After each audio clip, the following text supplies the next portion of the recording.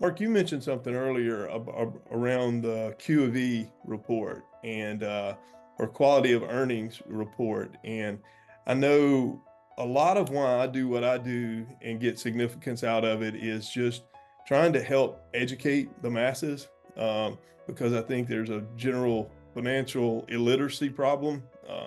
You know, entrepreneurs and leaders, they know how to run their companies and they know how to make decisions, but they usually do it with their fingers firmly on the pulse of their company. And but with M&A, they don't really know who to listen to. And I heard it called a long time ago the 5X fallacy.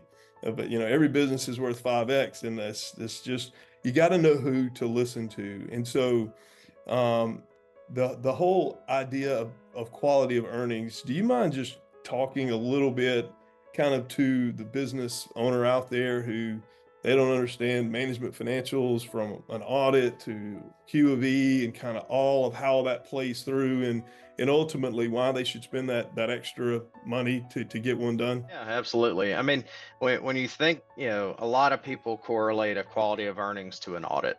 Um, and it's similar in that they're both, financial examinations of the company, and you're going through process to understand the numbers, but there's a very different focus. An audit or a reviewed financial statement, the focus from a external CPA perspective is I'm looking at a snapshot, a point in time, beginning and end of year. I want to make sure really on the balance sheet. If I know the balance sheet is materially correct, then the income statement's correct. And there's certainly some income statement analysis within an audit, but it's much more heavily focused on the balance sheet side. Well, when you're going through an acquisition, the buyer is buying your earnings. So it flips the focus on its head. And really, now we're looking at the earnings side of it. And I don't want to just look at a beginning and end of year. I really want to understand, the, the, the details of the revenue cycle throughout the year.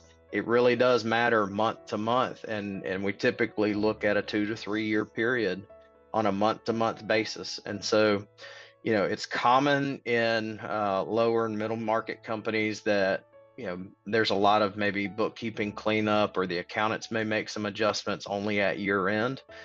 A buyer's really going to care about whether something occurred financially in a period from between May and June one year, even though I'm a December year end. Especially when you're doing a transaction, a lot of times the basis for it is on a last 12 months EBITDA, or earnings before interest, taxes, depreciation, and amortization. It's just a way to quantify the earnings and cash flow of the business.